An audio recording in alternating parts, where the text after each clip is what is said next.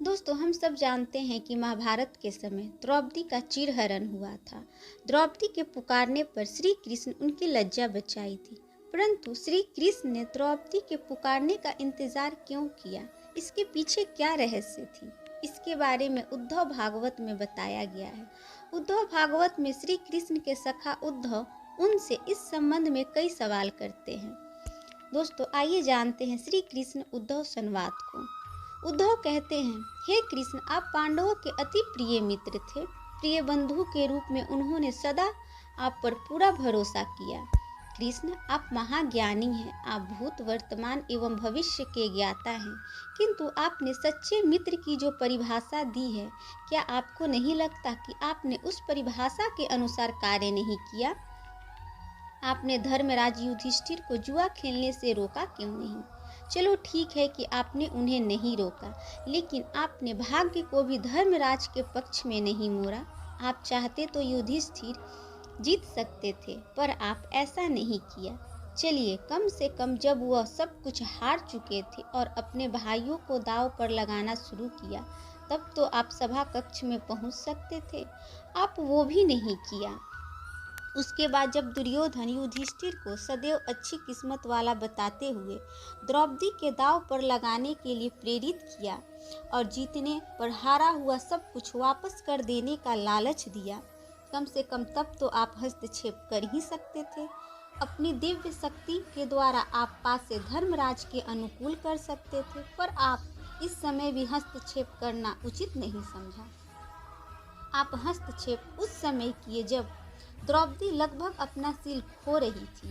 तब आपने उसे वस्त्र देकर द्रौपदी के सील को बचाने का दावा किया। लेकिन आप यह दावा भी कैसे कर सकते हैं? उसे एक आदमी घसीट कर सभा में लाता है और इतने सारे लोगों के सामने निर्वस्त्र करने के लिए छोड़ देता है। एक महिला का सील क्या बचा? आपने क्या बचाया? अगर आपने संकट के समय सहायता नहीं की तो क्या फायदा? क्या यही धर्म है? इन प्रश्नों को पूछते पूछते उद्धव का गला फंसने लगा और उनकी आंखों से आंसू बहने लगे। तब भगवान श्री कृष्ण मुस्कुराते हुए बोले, प्रिय उद्धव, यह सृष्टि का नियम है कि विवेकवान ही जीतता है। उस समय दुर्योधन के पास विवेक था, धर्मराज के पास नहीं। यही कारण रहा था कि धर्मराज पराजित हुए। रही बात मेरे वहां न जाने की, तो उन्होंने मुझसे प्रार्थना की कि मैं तब तक सभा कक्ष में न आऊं जब तक कि मुझे बुलाया न जाए, क्योंकि वे अपने दुर्भाग्य से खेल मुझसे छुप कर खेलना चाहते थे।